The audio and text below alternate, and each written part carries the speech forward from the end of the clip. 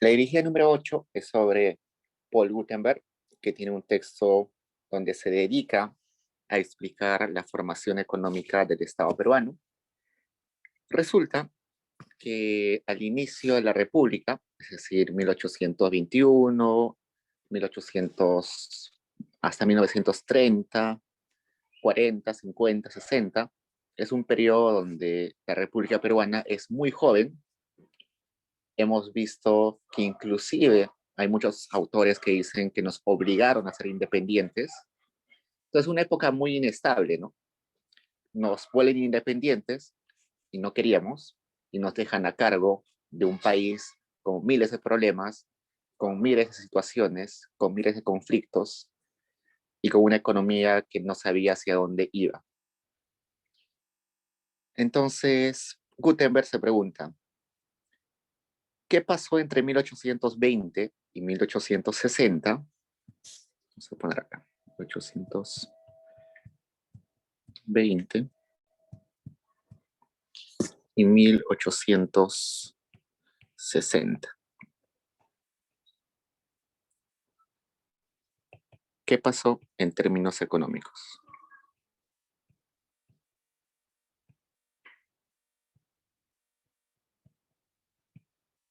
En particular, su preocupación es la siguiente. Cuando estuvimos en 1821, 1822, apenas independientes, nadie sabía si íbamos a hacer una economía cerrada, una economía abierta, una economía proteccionista, una economía liberal. Nada, no, nadie sabía eso. Estábamos todavía sin rumbo. Pero llega 1960 y en los libros de texto encontramos que el Perú era un país sumamente liberal, quizás uno de los países más liberales de toda Latinoamérica.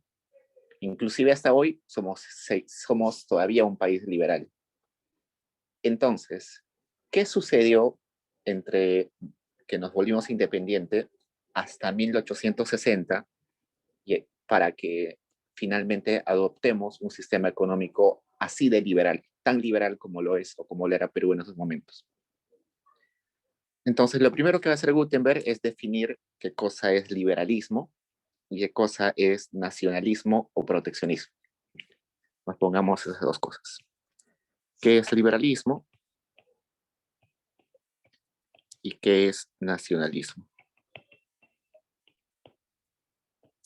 Estos dos términos pueden ser entendidos desde un enfoque político, desde un enfoque del pensamiento, inclusive desde un enfoque filosófico.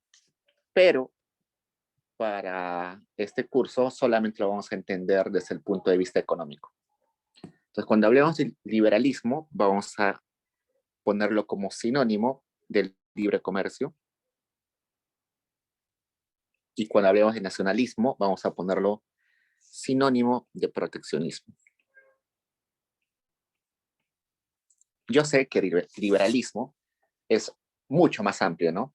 Es una corriente del pensamiento que considera que las libertades de las personas están por encima de, de cualquier otra cosa, que las personas deben tener libertad económica, social, política, tienen que participar libremente en política, pueden ser elegidos y elegir, y un montón de cosas más. Y está bien, eso es nacionalismo, eso es liberalismo, perdón. Y nacionalismo también es una corriente del pensamiento que dice que el objetivo de la nación en su conjunto está por encima del objetivo de los individuos en específico, y que por eso es que debe haber una planificación para que los recursos sean eh, utilizados de modo de que la mayoría se beneficie y no solamente unos pocos, y que por tanto todos los derechos están supeditados a la nación, y a veces todavía se puede inclusive socavar algunas libertades individuales en favor de la sociedad. Es mucho más complejo, ¿no? Pero para este caso solamente vamos a igualar liberalismo al libre mercado y nacionalismo a proteccionismo. Vamos a simplificar eso. ¿Por qué? Porque Gutenberg simplemente lo utiliza desde el punto de vista económico, no lo va a utilizar desde el punto de vista social o político. Okay. Entonces, esas dos cosas tienen que estar en nuestra mente, liberalismo y nacionalismo. Y ahora vayamos un poquito a ver qué sucedía en el inicio de la República. Vamos a considerar el inicio de la República en 1821, que es la proclama de independencia según San Martín. Sabemos que en ese momento, en 1921, se proclama la independencia en Lima, pero los españoles todavía estaban en el sur del país. Recién cuando viene Bolívar, y más o menos en 1824, es que recién todos los españoles o todo el ejército español se retira del Perú. Pero tomemos 1821 como el dato del inicio de la República. Entonces, una vez que nos hacemos independientes, resulta que desde 1821 hasta 1851 más o menos, vamos a tener 30 años de nacionalismo. Y ese nacionalismo, al final de esos 30 años, se convierte en un liberalismo bastante fuerte, uno de los más liberales en Latinoamérica, o en América Latina. Entonces, tenemos 30 años de nacionalismo que de frente pasa a 1850, se convierte en liberalismo. A este periodo de 30 años, Gutenberg le dice un nacionalismo económico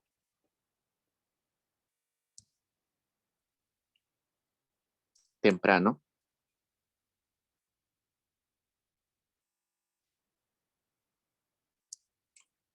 Nos resulta que cuando somos independientes, no había muchas personas que supieran cómo manejar la economía, entonces nos ensimismamos en nosotros mismos. Nos creímos el cuento de que nosotros éramos autosuficientes, entonces por tanto tratamos primero de comerciar dentro de nuestra región, dentro de nuestro país, y no nos abrimos por miedo a que otras potencias se hagan, se aprovechen de nosotros, ¿no? Resulta que habíamos estado tantos años dependiendo de España, y si nos abríamos al mercado teníamos el temor de que otro país, otra economía, nos utilizara, entre comillas, ¿no? Nos neocolonizara, como otros dirían, que nos volviera como su colonia económica. Entonces, por eso esos 30 años, nosotros decidimos tener una economía cerrada, bastante proteccionista. Evidentemente, es un periodo de bastante inestabilidad, sobre todo política. El texto se llama exactamente Caudillos. El texto o el libro se llama Caudillos y Comerciantes. ¿Por qué? Porque en esas décadas tuvimos un montón de presidentes. Si ustedes revisan un libro de historia, van a ver que en esos 40 años tuvimos más de 15 presidentes, y esos presidentes oficiales, pero aparte de esos 15 presidentes o 14 presidentes oficiales que tuvimos en ese periodo, tuvimos un montón de otros personajes que se autoproclamaban presidentes en diferentes zonas del país. O sea, había alguien que por ahí tenía eh, un ejército pequeño y se proclamaba presidente en Tacna, otro que se proclamaba presidente en Cusco, otro que se proclamaba presidente en Junín. ¿Por qué? Porque tenía un ejército que pagaba por tener un ejército, y creía que con eso era simplemente suficiente para hacerse el jefe del Estado. Entonces, además de los 14 presidentes que teníamos oficialmente, tuvimos un montón de caudillos que según ellos eran presidentes, ¿no? Entonces hubo un conflicto bastante fuerte de quién manejaba el país. Inclusive el primer presidente que nosotros conocemos oficialmente, que es José de la Riva Agüero, eh, que estuvo desde 1823 más o menos, unos meses, no estuvo ni un año, estuvo ese febrero hasta junio, si no me recuerdo. Fue un presidente que al final murió exiliado en el Real Felipe porque hubo algunas dudas de que nos había traicionado y había entregado información a los realistas que estaban en Cusco. Hasta el primer presidente que tuvimos lo exiliamos y murió ahí en la soledad en Real Felipe como asilado ahí. Luego los siguientes que tuvimos fue, por ejemplo, Bernardo de Tagle, José de la Mar, Agustín Gamarra. Y si se dan cuenta, la mayoría de ellos son militares, ¿no? Vidal de la Hoz es militar, Juan Ignacio de Vivanco también es militar. La mayoría de presidentes que tuvimos en ese periodo fueron militares. Y esos son los oficiales. Muchos más otros militares fueron presidentes que estuvieron solo de nombre, pero al final no son reconocidos en la lista oficial de presidentes. En este periodo, además de tener inestabilidad política, teníamos un montón todavía de pensamiento colonial. Les comenté en alguna clase que los primeros meses de la República, nosotros no sabíamos si queríamos ser una república o si queríamos adoptar otro sistema de gobierno. El primer presidente que tuvimos, que les mencioné hace un rato, que era José de la Riva Agüero, fue declarado presidente en el 28 de febrero de 1823 y la independencia fue 28 de julio de 1821. Entonces tuvimos más de un año y medio o casi un año y medio sin presidente. En ese periodo el que gobernaba era el protector, que era San Martín. No era presidente, sino protector.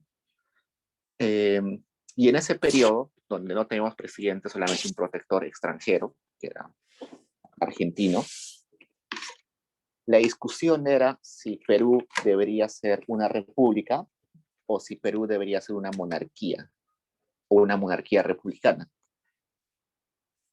Inclusive se mandó a un grupo de congresistas o representantes peruanos a Europa para conseguir un príncipe holandés, un príncipe de los Países Bajos, un príncipe por ahí que quisiera ser gobernante de Perú.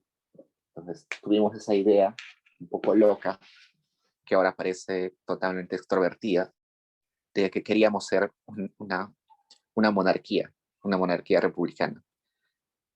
Pero al final se decidió por tener el presidente, ¿no? En un congreso. Entonces todavía tenemos ese pensamiento colonial. Estábamos como unos niños sin saber qué hacer, todavía pensábamos en la como colonos, todavía queríamos que alguien nos dicte qué hacer, estábamos acostumbrados solo a obedecer, no estábamos acostumbrados a dirigirnos nosotros mismos, a gobernar nosotros mismos, entonces teníamos todavía ese pensamiento colonial. Por otro lado, también hubo un montón de xenofobia. Como habíamos echado a los españoles, teníamos mucho miedo de que vengan otros extranjeros y traten de gobernarnos, ¿no? Entonces hubo un montón de rechazo a las personas que venían de otros países, a los ingleses, a los franceses, eh, a los españoles que se quedaban, teníamos un montón de xenofobia hacia ellos. Ok. Pues eso simplemente para decir qué sucedió en esos primeros años, cómo era. Ahora vayamos a ver la corriente o las corrientes liberales. Entonces, en estos años, de 1820 a 1850, hubo dos corrientes. Una corriente de pensadores liberales y una corriente de pensadores nacionalistas.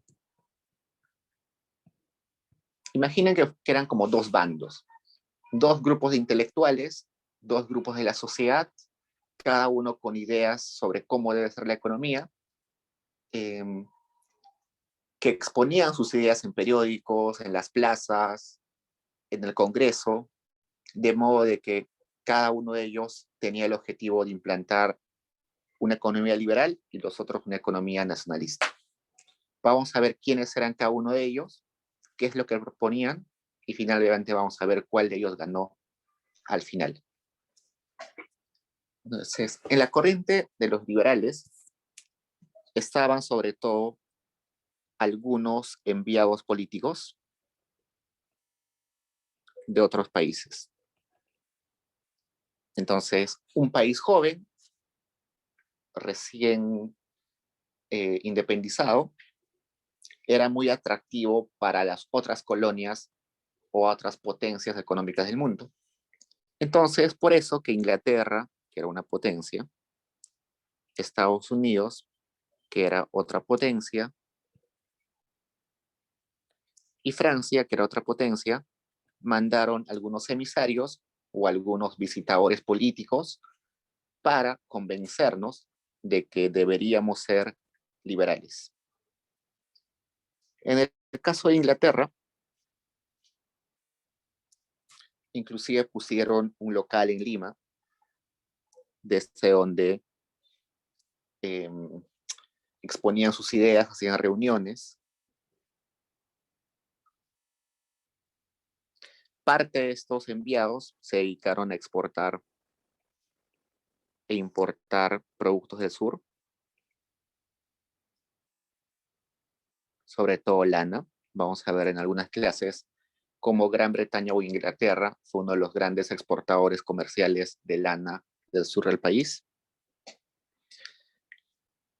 Y ellos tenían la idea de crear una confederación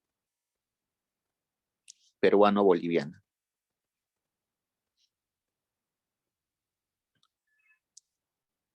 Y esa idea de hacer una confederación peruano-boliviana nace de los ingleses y es apoyada por una persona que luchó por la independencia peruana, pero que era boliviano, que fue Santa Cruz. Santa Cruz fue un militar que terminó siendo presidente en Bolivia, pero que también participó en las guerras de independencia del Perú. Entonces, él, Santa Cruz, lo que pretendía es que Perú y Bolivia funcionaran como un solo país. Al igual que Estados Unidos, ¿no? Estados Unidos es un país confederado. Son estados que cada uno se maneja administrativamente y en parte judicialmente independientes, son independientes, pero que pertenecen a un gran, a un gran país. Entonces, tienen ciertas libertades dentro de su estado, pero responden a un marco jurídico más amplio, ¿no? Igual que en Brasil. En Brasil, cada estado tiene cierta independencia, pero en conjunto se tienen que acoplar a la estructura de la gran confederación brasileña. Igual en el Perú se quería hacer eso. Quería que Bolivia y Perú funcionaran independientes, pero que al fin y al cabo coordinaran sus accionarios, ¿no? Entonces, esa era la propuesta de Santa Cruz. Finalmente no se logró. Inclusive, antes de esa confederación peruano-boliviana, hubo el intento de Bolívar de que todos los países que habían sido independizados por Bolívar sean un solo país, lo que hoy llamamos, o lo que hoy se conoce como el sueño bolivariano. El sueño bolivariano era que Perú, Venezuela, Colombia, Bolivia y los demás países que habían sido independizados por Bolívar sean un solo país, la Gran Bolivia. Lamentablemente no se pudo, solamente quedó en los sueños de Bolívar. Pero esa era la idea, de que si nos juntamos íbamos a ser más grandes y más poderosos de cualquier otro país. Entonces, eso era lo que decía Inglaterra, que nos abriéramos al mundo, sobre todo en exportar e importar productos, y que junto con Bolivia creáramos una gran confederación para así competir con el resto del mundo. Por otro lado, los estadounidenses tenían sus intereses económicos no en el sur, sino en la costa norte, y también en Lima. Ellos no pensaban que la mejor conexión era Perú-Bolivia, sino pensaban que la mejor conexión era Perú-Chile. ¿Por qué? Porque decían que Perú y Chile se complementaban mejor económicamente. Entonces, un gran país entre Perú y Chile, según ellos, hubiera sido algo interesante. Y finalmente, Francia eh, también proponía que haya liberalismo, pero no se esforzaron mucho en realidad. Ellos mandaron militares al Perú, trataron de poner algunas ideas, pero al final no surgió nada interesante de ese apoyo francés. Lo que sí lograron en estos años es esto de los derechos de propiedad franceses. Eh, Hay una historia interesante. Cuando hubo esto de las expropiaciones en la época de Velasco, hubo una francesa que tenía terrenos y fábricas en el Perú y se le quitó sus terrenos y sus fábricas acá en el Perú por algunas leyes de Velasco. Y resulta que hasta hoy en día está en juicio eso. ¿Por qué? Porque resulta que en este periodo, donde nacía la República, los franceses lograron que se firme un tratado donde se reconocía que los derechos de propiedad de los franceses en el Perú eran inviolables. Entonces, si alguien robaba, saqueaba, expropiaba alguna propiedad de un francés, no solamente había un juicio en el Perú, sino también había un juicio en Francia. Entonces, esa francesa, que creo que se llama Levy, Sabida Levy, hasta hoy en día lleva un juicio con el Estado peruano en Francia, eh, reclamando ese acto de expropiación que le hicieron. Y más o menos lo que le debemos a ella es como el 30% del PBI. Es inmensa la suma que pide por reparación civil. Eso lograron los franceses en esa época. Es inaudito en realidad, porque el 30% del PBI para dárselo solo a una persona es demasiado. Pero eso es solamente una anécdota de lo que sucedió. ¿Sí? Aparte de estos aliados económicos o enviados económicos, otras personas que estaban a favor de los liberales eran las casas comerciales. Las casas comerciales son aquellas empresas que se dedican a comprar y exportar. Por ejemplo, en Arequipa habían varias casas comerciales que se ocupaban de lo siguiente. Iban eh, a la sierra de Arequipa y le compraban la lana a los campesinos, llevaban esa lana a Cusco, perdón, Arequipa, en Arequipa lo ordenaban, lo pesaban, lo limpiaban y lo exportaban eso a Inglaterra, a Francia, a otros países. Igual, en Arequipa producían, no sé, zanahorias, algunas frutas, igualito, compraban, lo limpiaban y lo exportaban. Esas son las casas comerciales, las que se ocupan de exportar, perdón, exportar bienes, recolectar la producción nacional y exportarles. Esas casas comerciales, evidentemente, estaban a favor del liberalismo, porque ese es su negocio, ¿no? Vender con comerciar con el exterior. También los bolivarianos, que son un ejemplo de Santa Cruz, también querían que haya libertad de comercio con con el mundo. Por otro lado, también hay una élite intelectual, perdón, los intelectuales, que también querían que haya libre comercio. Algunos ejemplos son Manuel de Vidaurre y otro José María de Pando. Son intelectuales que escribieron en periódicos, revistas diciendo de que lo mejor para el país era que seamos libre, tengamos libre comercio. Otros defensores de la corriente liberal fue el bloque regional sureño, en especial la zona de Arequipa. Pues Arequipa, al tener un valle tan rico, se ocupaba de la agricultura, tenía una agricultura muy productiva. Esa agricultura la exportaba. Entonces los exportadores también querían que abra libre comercio y los comerciantes, que eran aquellos que hacían de intermediarios, también querían que haya libre comercio.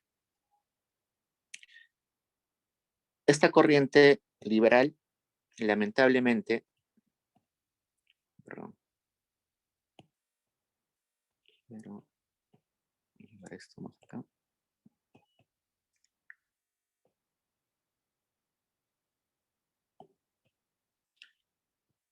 Todos estos defensores del liberalismo no fueron homogéneos ni articulados.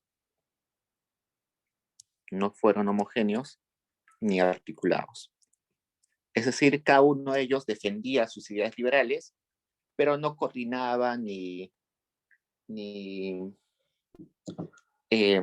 formaban un gran grupo, ¿no? Sino cada uno por su lado pedía que haya liberalismo. ¿Qué más? Lo que pedían ellos también eran aranceles bajos para exportar y para importar.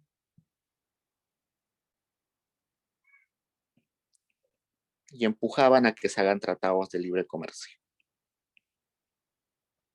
Con los tratados de libre comercio se eliminan algunos impuestos, algunos aranceles, y con eso es posible comerciar con el extranjero mucho más fácil. Entonces ese es el bloque liberal. Por otro lado tenemos el bloque nacionalista. ¿Quiénes estaban ahí? Primero estaban los terratenientes. Los terratenientes son los dueños de la tierra. Y en el Perú los terratenientes eran los hacendados. Y los hacendados evidentemente no querían que se abra la economía. ¿Por qué? Porque no querían competir con productos de menores precios. Entonces, ustedes imaginen una hacienda en, en Cusco que producía papa y maíz, pero que lo producía simplemente con tecnología no avanzada, sino tradicionalmente, pero como no tenía competencia, igual lo vendía, ¿no? No tenía incentivos para mejorar su eficiencia, para utilizar mejor tecnología, para reducir sus costos. Entonces a ellos les convenía simplemente quedar como estaban, sin competencia. Entonces los terratenientes querían que haya proteccionismo. También los agroindustriales, sobre todo del sur y del centro, no querían que haya, porque no querían competencia. Los comerciantes provinciales, como todavía no había competencia, no habían productos importados de bajos costos, entonces estaban felices con el proteccionismo. La mayoría de burócratas, es decir, de funcionarios del Estado, no querían que abra libre comercio, querían proteccionismo, porque según ellos, el trabajo en un Estado proteccionista es mucho más simple, ¿no? Si tenemos un libre comercio, hay un montón de cosas por atender, ¿no? Hay que atender las negociaciones con otros países, las relaciones, los tratados, las condiciones de contratos con otros países. Eso es muy complicado. Ellos querían que sea algo simple. Entonces, los burócratas, para mantenerse como estaban, sin hacer mucho, querían que sigamos siendo un país proteccionista. Por otro lado, los artesanos. Los artesanos son aquellos que trabajan con las manos y pueden ser de cualquier tipo, carpinteros, eh, no sé, gente que hace vasijas, gente que hace muebles, gente que construye casas, todos ellos, todos los que trabajan con las manos, los artesanos. Ellos tampoco querían que se abra el mercado porque evidentemente ¿para qué quiero competencia de muebles importados si yo ya tengo mis clientes fijos? Voy a perder clientes si viene competencia, ¿no? Todos los artesanos no querían. Y finalmente los caudillos, aquellos de que se nombraban ellos mismos presidentes o gobernantes del país, no querían que habría libre comercio, porque detrás de eso está la lógica de que cuando tienes libre comercio, la gente tiene más libertades, ¿no? No solamente tienes más libertad en elegir qué comprar, sino también tienes más libertades de con quién relacionarte, de, de acceder a libros, de acceder a educación, de acceder a salir del país. Entonces, los caudillos no tenían esa intención, ¿no? Ellos querían un país cautivo que podían manejar a su antojo, que podían convencer fácilmente. Los caudillos no querían libre comercio, querían proteccionismo, un país cerrado, una economía cerrada.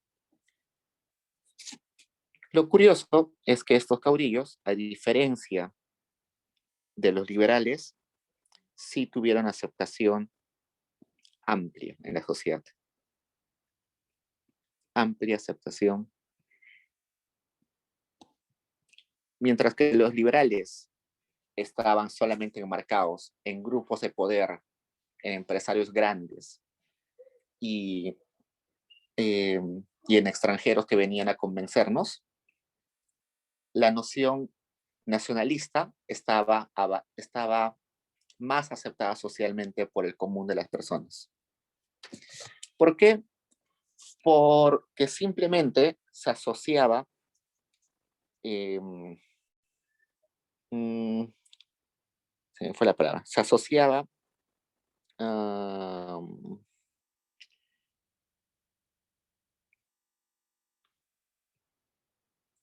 vamos a poner, ellos asociaban dependencia como sinónimo de libre comercio. Entonces, ellos te decían, mira, si va a haber libre comercio, eso va a hacer que nos volvamos dependientes de otra gran potencia. Entonces, si queremos ser soberanos, hay que protegernos, hay que proteger nuestra economía, hay que ser autosuficientes.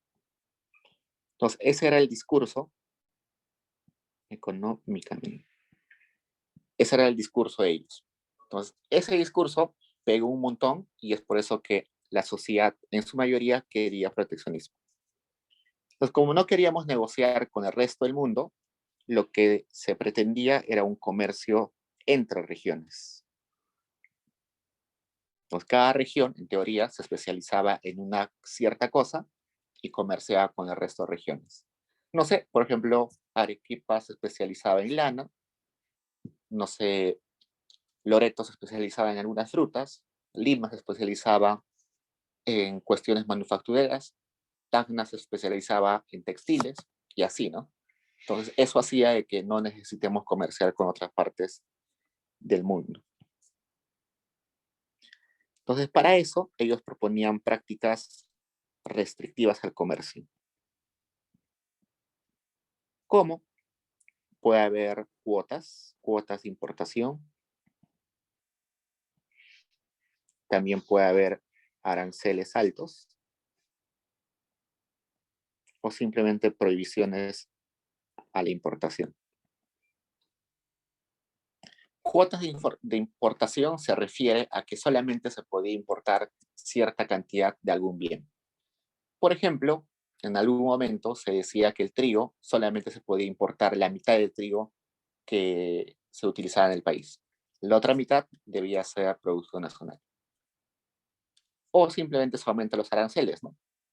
Entonces vemos que los textiles chinos nos tienen un precio muy bajo y no porque los chinos sean más productivos o más eficientes, sino simplemente porque el tipo de cambio hace que, el tipo de cambio y además el subsidio chino a la producción textil hace que los precios de los textiles chinos sean muy baratos. Entonces, el Perú, ¿qué puede hacer? Aumenta los aranceles a las importaciones chinas y con eso protegemos nuestra industria, ¿no? Es una opción, no sé. y otros simplemente la prohibición. Esto a la larga provocó algunos monopolios estatales. Por ejemplo, el que se ocupaba de importar el trigo era solamente el Estado. Como teníamos que proteger a nuestra economía, solamente había alguien que importaba y ese alguien que importaba era el Estado.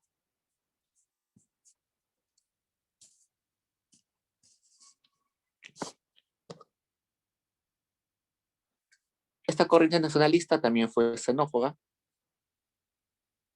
Resulta que como queríamos proteger nuestra soberanía, cualquier extranjero que venía, entonces era rechazado.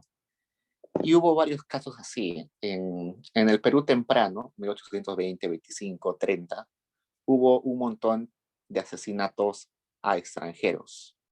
No es muy conocido, pero eh, en Lima, sobre todo en lo que hoy es Magdalena del Mar, que era como un pueblito chiquito eh, cerca al centro de Lima, hubo algunos asesinatos contra ingleses que simplemente estaban caminando por ahí. ¿Por qué? Porque pensaban los peruanos, los limeños, pensaban de que eran espías, de que nos querían colonizar. Entonces, en alguna revuelta, pelea, terminaban asesinando a algunos extranjeros. Entonces hubo un montón de xenofobia. Además, esta corriente era reaccionaria. Reaccionaria se dice aquellos que responden con violencia ante las personas que no piensan como ellos. Entonces, los nacionalistas trataban de imponer su idea a la fuerza. Por eso es que también están relacionados con los caudillos. Los caudillos tenían sus ejércitos particulares. Entonces, con sus ejércitos trataban de influenciar para que se establezcan esas políticas proteccionistas. Entonces, tenemos estos dos lados, estas dos posiciones contrarias. Finalmente, ¿quién gana? Y esto lo vamos a ver en un rato. ¿Hacen preguntas, chicos?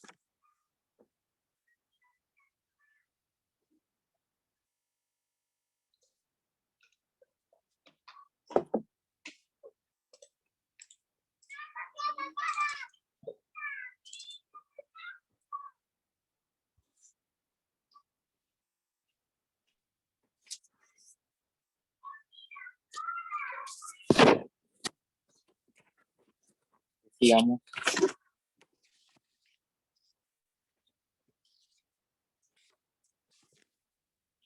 Pues dejemos a un lado esta contraposición y vayamos un poquito, dejémosla a un lado y vayamos a la formación del Estado-Nación.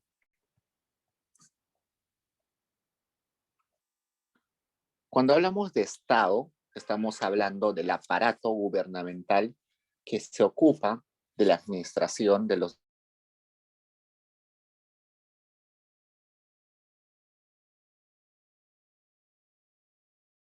bienes, poder, el Congreso, todos ellos, ¿no? Toda esa estructura. Y la nación se refiere a todos los que componen un país, es decir, a todos los peruanos, ¿no? Entonces, esta idea de Estado, nación, se refiere a que la nación, es decir, los ciudadanos, se terminen identificando con ese aparato gubernamental que trata de administrar los bienes de toda la colectividad. Hoy nos parece algo obvio, ¿no? Nosotros tributamos, el Estado en teoría hace cosas buenas por nosotros, vela por nuestros intereses. Nos parece obvio, pero eso no era tan claro al inicio de la República. ¿Por qué? Porque no existía legitimidad del Estado. Entonces, tú preguntabas a alguien en la calle y esa persona ni siquiera sabía que había un presidente, ni siquiera sabía que tenía que pagar impuestos, ni siquiera sabía que podía recurrir al Estado ante algún problema, o si quería demandar a alguien tenía que recurrir al Estado, o si era huérfano o viuda podía tomar alguna ayuda del Estado. No. Entonces, esta idea de Estado-nación tiene que ser construida y tiene que ser construida de ambos lados. el Estado tiene que ganar legitimidad de parte de los ciudadanos, de modo de que lo respete y lo incluya en su vida, y los ciudadanos también tienen que comprometerse con que van a estar subyugados o van a estar totalmente, van a hacer caso en sus deberes con el Estado, en pagar impuestos, en reconocerlo, en no sublevarse contra el Estado.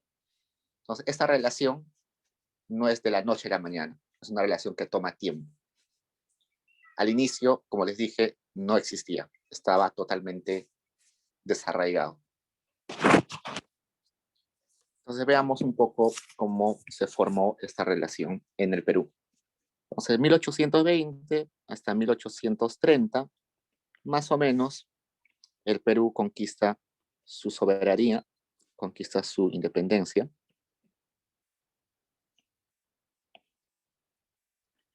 Ya dijimos que Lima, sobre todo, no quería ser independiente.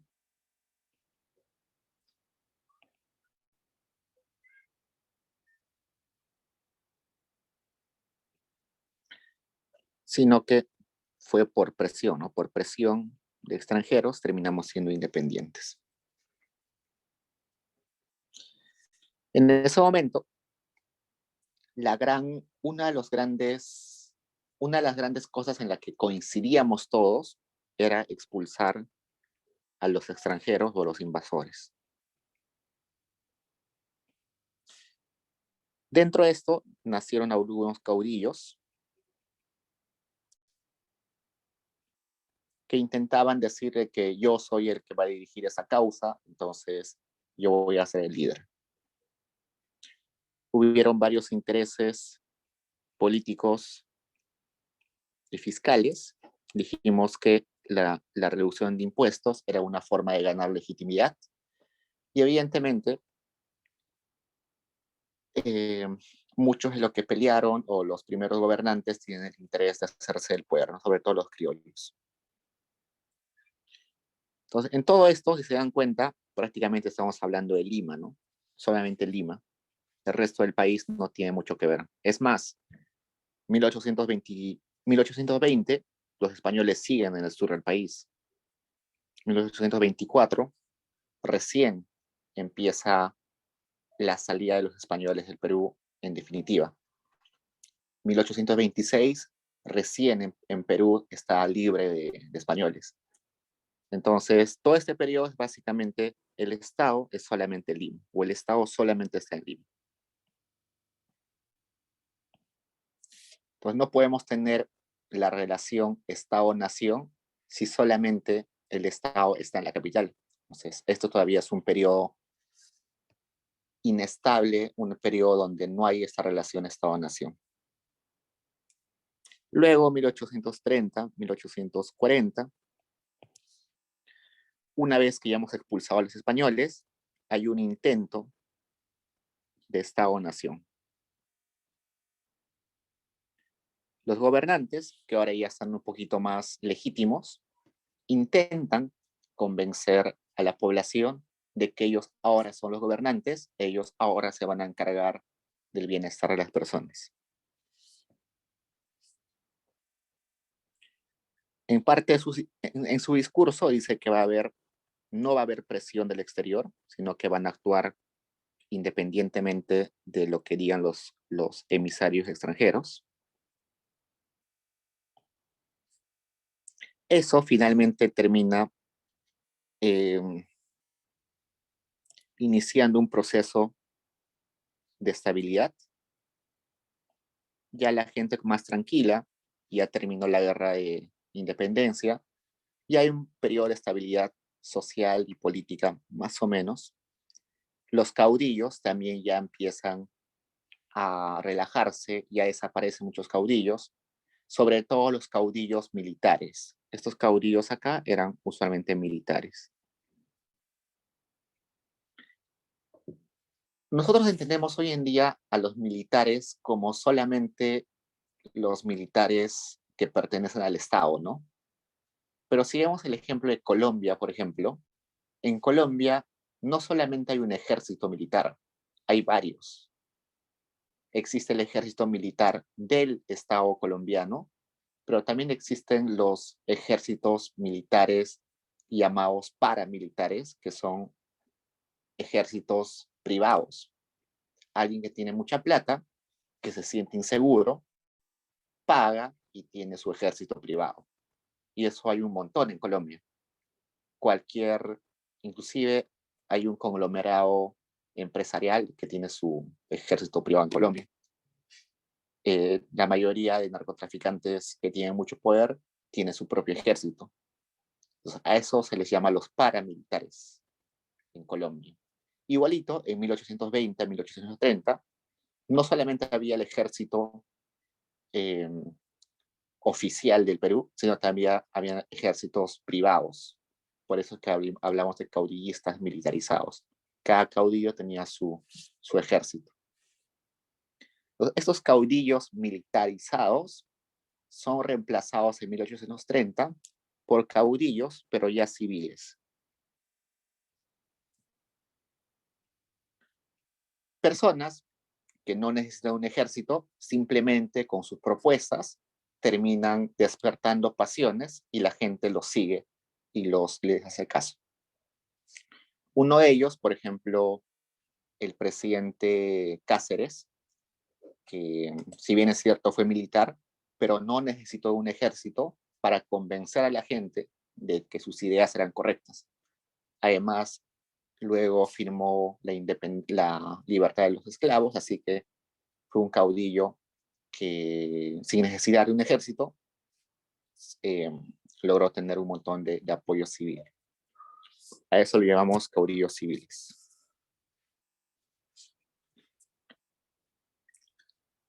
En ese momento de la historia hubo una necesidad, voy a poner rojo.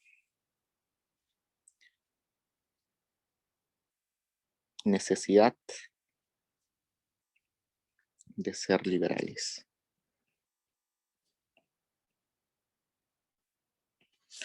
Exactamente en 1900, voy a ponerlo acá. No, mejor lo pongo acá, 1848. Ponemos hasta 47. Ya, hasta el 1847 sucede todo esto. Entonces, todo lo que hemos visto hasta ahora, 1820 hasta 1847, resulta que el Estado todavía estaba en esta discusión de nacionalismo o liberalismo, no sabemos cuál. ¿Qué hacemos? Resulta que al final la decisión no la tomamos los peruanos, sino se nos impone una necesidad exterior, y esa necesidad exterior es exportar guano. El guano es un evento exógeno. ¿Por qué? Porque la demanda de guano aparece de un momento a otro en el mundo. Entonces resulta que con el crecimiento de Estados Unidos, sobre todo de Europa, se necesita tener mayor rendimiento de las tierras. Las tierras ya no daban lo suficiente para alimentar a las poblaciones europeas. Por tanto, se necesita fertilizar las tierras. Y curiosamente, el guano, que es el excremento de las aves, es un excelente fertilizante. Entonces, este evento exógeno, el cual nosotros no buscamos, sino llegó así de un momento a otro, nos obligó a nosotros a ser liberales. Entonces, todo este periodo nosotros estábamos en la discusión de ser liberales versus ser nacionalistas. Los intelectuales, los empresarios, todos discutían, ¿qué debemos ser? Liberales, nacionalistas, liberales, nacionalistas. Llega 1848, vienen los extranjeros y nos dicen, queremos comprar el guano que tienen en sus islas, Entonces, eso nos vuelve inmediatamente liberales. ¿Por qué? Porque teníamos que abrirnos al mundo para poder exportar este bien que era tan apreciado internacionalmente. Entonces, toda esta discusión que haya mandado emisarios extranjeros, que haya habido caudillos, que haya habido intelectuales, que haya habido discusiones en el Congreso, discusiones en Palacio de Gobierno, esas discusiones, estudios que se hicieron para ver cuál era mejor el liberalismo y el nacionalismo, al final no sirvió de nada porque fue un efecto exógeno, el cual nos obligó a ser liberales. Entonces, una vez que nos dedicamos a exportar guano, que, es, que empieza en 1848, porque es el primer cargamento de guano se envía en 1848. Desde ese momento, 1848 hasta 1860, vamos a conocer un periodo donde el Estado vive del guano.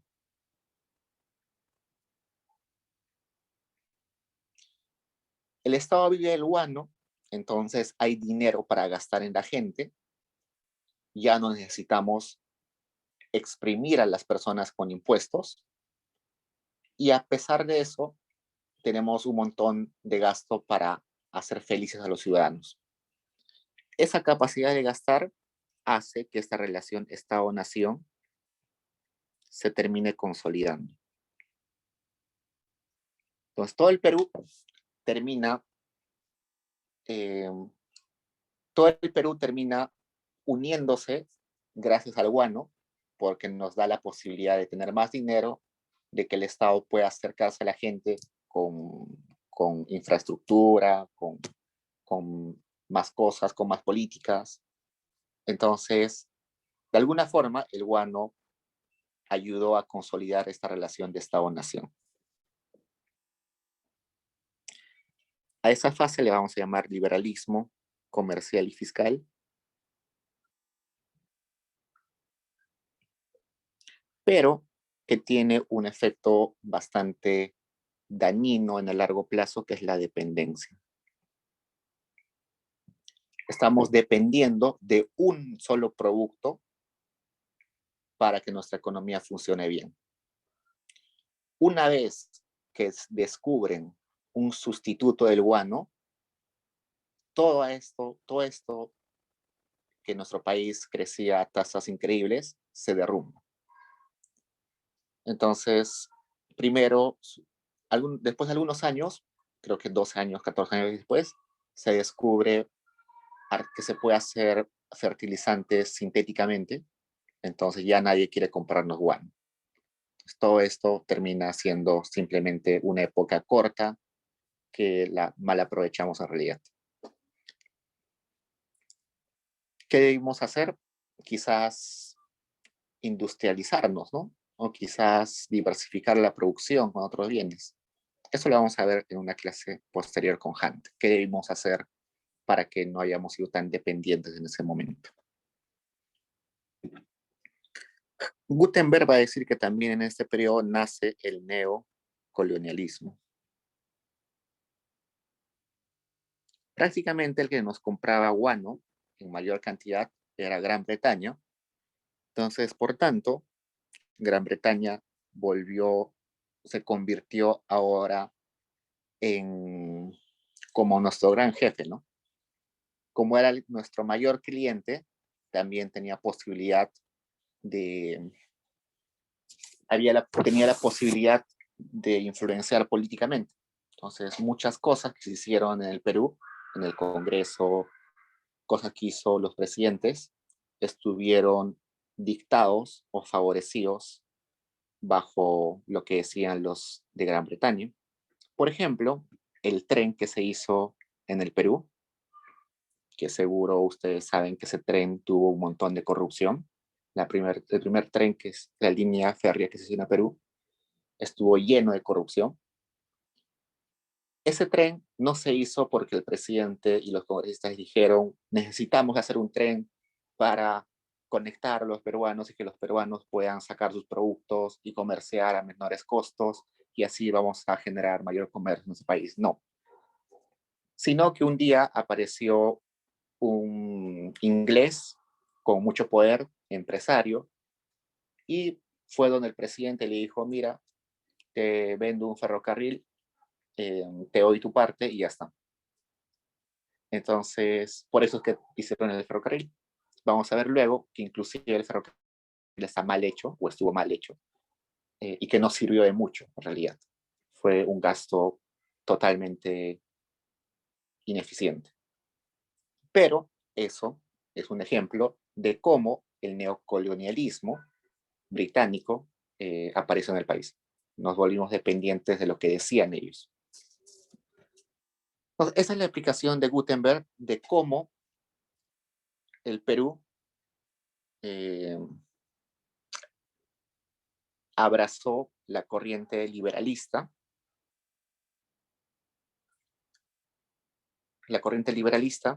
gracias a un evento exógeno, no a la discusión de cuál era mejor, de cuál era el más beneficioso, sino simplemente porque un evento exógeno, el guano, nos obligó a ser liberales. Porque si no éramos liberales, simplemente no podíamos vender al exterior, ¿no? Iba en contra del nacionalismo. Y luego Gutenberg se va a hacer una pregunta. Ok, entonces, Perú para 1860 era un país liberal y muy liberal. Y el nacionalismo que estuvo dando vueltas años anteriores, ¿sirvió de algo o ese espacio fue un periodo perdido? Y nos va a decir Gutenberg que si bien es cierto, ese nacionalismo quedó en el olvido, nos dejó algunas cosas. ¿Qué cosas nos dejó? Vamos a ver en un rato, pero primero vamos a poner acá naturaleza del nacionalismo. Entonces vamos a definir primero cómo era el nacionalismo en esa época y luego de eso vamos a decir qué nos dejó. ¿Qué nos dejó? Nos dejó simplemente un periodo perdido de discusión intrascendente porque al final los volvimos liberalistas o hubo algo que nos dejó. Entonces, primero veamos de qué tipo era el nacionalismo que teníamos en el Perú. Gutenberg va a decir que era un nacionalismo corporativo. Cuando a mí me dicen la palabra nacionalismo, yo, por ejemplo, cuando en las elecciones algún candidato me dice la palabra nacionalismo, yo imagino en mi cabeza, por ejemplo, que el nacionalismo es aquella idea de que los recursos peruanos deberían servir primero a los intereses del Perú antes de los intereses extranjeros. Es decir, que si tenemos gas, lo primero es satisfacer la demanda interna y luego recién el excedente llevarlo afuera, ¿no? Primero satisfacemos nuestros intereses y luego el interés de los demás. Cuando hablas de nacionalismo, yo pienso en que todos nos unimos alrededor de un solo objetivo nacional y todos trabajamos para ello, ¿no? Entonces nos juntamos en la costa, en la sierra, en la selva, nos juntamos ambos sexos, hombres y mujeres, nos juntamos con las comunidades nativas, nos juntamos con los campesinos, nos juntamos todos. Esa es mi noción de nacionalismo, ¿no? El nacionalismo que está idealizado en mi cabeza. Pero resulta que el nacionalismo al inicio de la República no era eso. Y no era eso básicamente porque los ciudadanos no eran los ciudadanos que hoy entendemos. Hoy entendemos ciudadanos a todos, ¿no? Blancos, negros, de la sierra, de la costa, de la selva, hombres, mujeres, trans, gays, lesbianas, todos somos ciudadanos. Pero al inicio de la República no todos eran ciudadanos. Solamente eran ciudadanos aquellos hombres, no mujeres, alfabetos, que sabían leer y escribir, aquellos que tenían propiedad, alguien que no tenía propiedad no era ciudadano, y si no tenías propiedad, al menos debías tener algo de educación, ¿no? Entonces, ellos simplemente eran ciudadanos. Un indígena no era ciudadano. Una mujer no era ciudadana. Un nativo indígena no era ciudadano. Entonces, la noción de nacionalismo en ese momento, de 1820, 1830, no es como lo pensamos hoy. Al contrario, es un nacionalismo conservador, estatista, vamos a poner varias cosas, estatista, eh, defensivo o reaccionario, que tiene origen de clase y que está geográficamente limitada o concentrada. Y que responde a lazos de grupo que usualmente son parentales.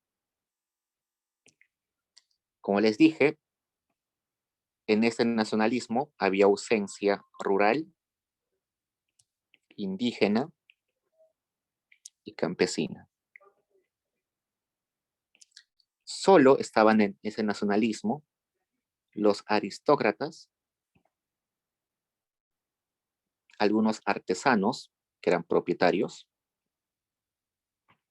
y los letrados, ¿no? Propietarios.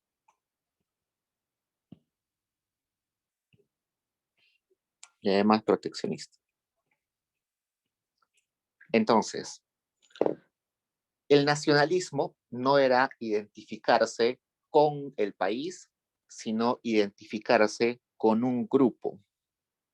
Acá está. ¿Y cuál era ese grupo? El grupo de clase. La clase aristocrática, que usualmente vivía en Lima, ellos se consideraban peruanos, ciudadanos peruanos. Entonces, para ellos, nacionalismo era corresponder mis intereses con el interés de mi vecino, que también es dueño de una tienda. Y es mis intereses que sean iguales a los que son mis parientes, a los que son de mi clase social. No, el nacionalismo no es identificarme con el interés del campesino o el indígena, no, simplemente con mi clase. Por eso que se le llama corporativo, porque simplemente está considerando a los ciudadanos de una categoría, de un grupo, de un grupo, ¿no? Entonces, por eso es corporativo, de un grupo. Y corporativo básicamente porque tiene que ver con negocios. No estoy pensando en el interés social, pensando en que vamos a sacar a la pobreza a los peruanos más pobres, sino estoy pensando el interés de que vamos a sacar ganancias con otras empresas. Entonces, dos cosas ahí que vuelvo a recalcar.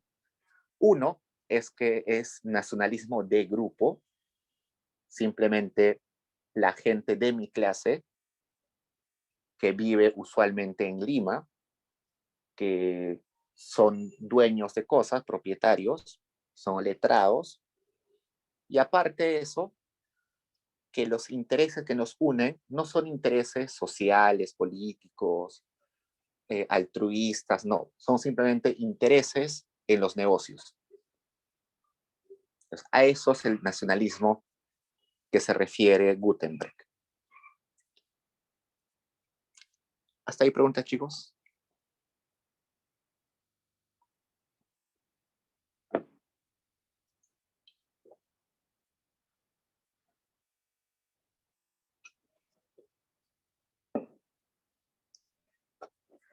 Es un nacionalismo raro, ¿no? Pero bueno, así se entendía el nacionalismo en ese momento.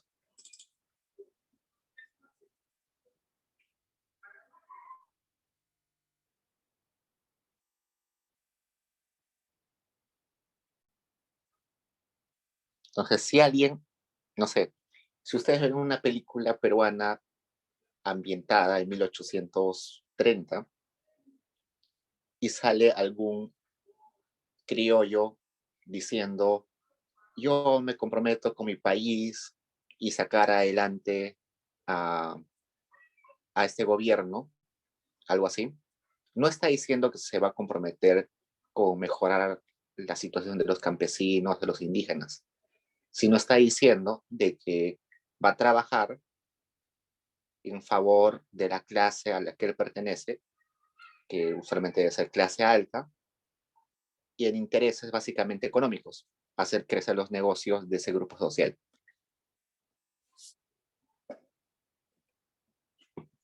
Ok, entonces, ese nacionalismo que parece raro, no es lo que hoy entendemos como nacionalismo. ¿Qué nos deja? Gutenberg nos va a decir que nos deja, primero, que ayudó a establecer este lazo Estado-nación.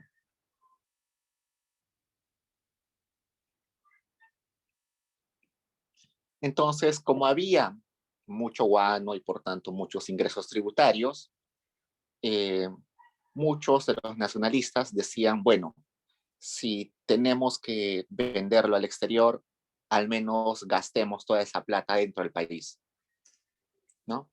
Entonces ya, eh, ese gasto lo dejamos en el país y eso ayuda a que el Estado pueda acercarse más a la población con programas sociales, con gasto público. Además, este nacionalismo es xenófobo, como les dije hace un rato, xenófobo. Entonces, ese nacionalismo dice, entonces, como yo pertenezco a esa clase social, soy criollo, no voy a permitir que venga un extranjero y me haga la competencia. Yo tengo mi pulpería, no voy a dejar que un británico venga y ponga una pulpería a mi costado, ¿no? Hay que proteger lo peruano. Entonces, fuera ese empresario que tiene su pulpería y es británico. Y eso también ayuda a que la gente se identifique como parte de un grupo, ¿no? Entonces, la soberanía que yo me identifico con los que son de mi clase hace que de alguna forma también le exija al Estado de haga respetar eso, ¿no? Entonces, yo veo al comerciante británico que está vendiendo su pulpería a mi costado, entonces voy donde, no sé, el juez de paz o algún juez y le digo, mira, está haciendo esto. Las leyes dicen de que me deben proteger porque es producción nacional lo que hago yo. Entonces, eso hace que la gente recurra más al Estado, de modo de que con el tiempo esa relación Estado con los ciudadanos se haga más fuerte. Por otro lado, según Gutenberg, define los objetivos de nación.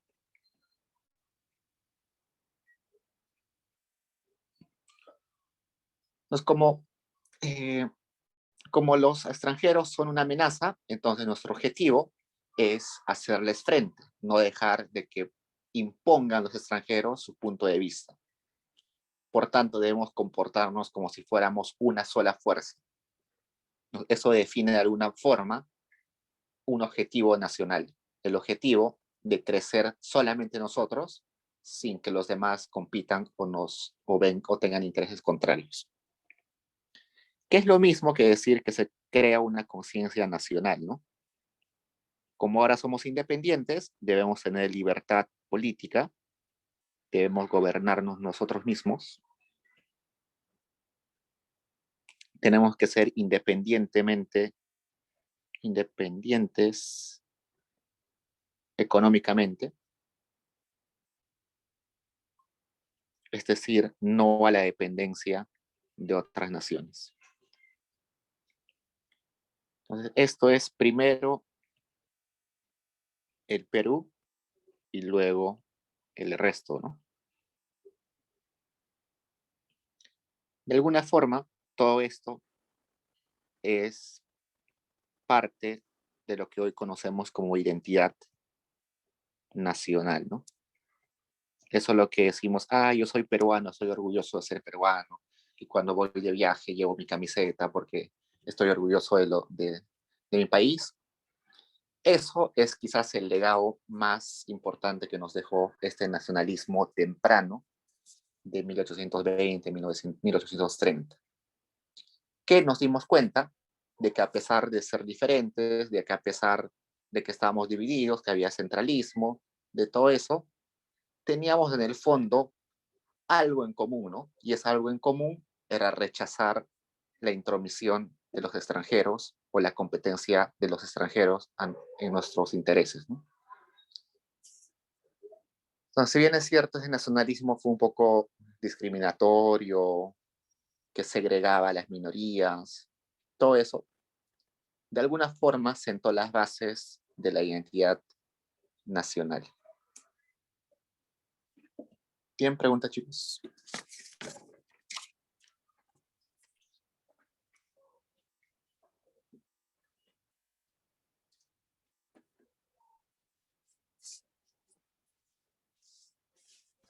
Profesor, Dime. ¿podría explicar un poco el otro tipo de nacionalismo? Creo que era el hegemónico, si no recuerdo. Sí, no se preocupen por eso. Gutenberg pone el hegemónico simplemente para hacer un símil, pero no se preocupen mucho. Eh, el hegemónico es más como un nacionalismo mmm, eh, más inclusivo, que incluye a más minorías. Eh, yo diría que es un nacionalismo que no apareció en el Perú, quizás en otros países, a ver. mmm, por ejemplo, en Francia, el nacionalismo sí fue un nacionalismo que nació ideológicamente, ¿no? Fue rechazo a la monarquía, a los abusos y al autoritarismo. Entonces, allá sí fue un nacionalismo que incluía a más sectores de la sociedad. Entonces, eh, más inclusivo. Eso se refiere con el nacionalismo hegemónico. Mm, Yo les diría que lean eso, pero no a detalle, sino que lo más importante es el corporativo porque es el que tuvo más influencia en el Perú.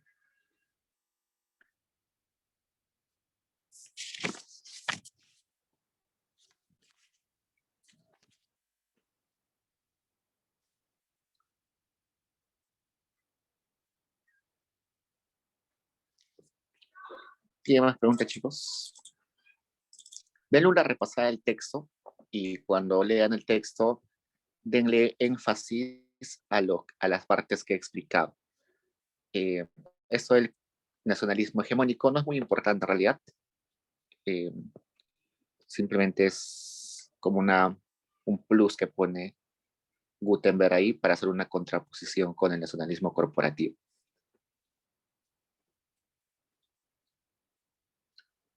¿Qué más?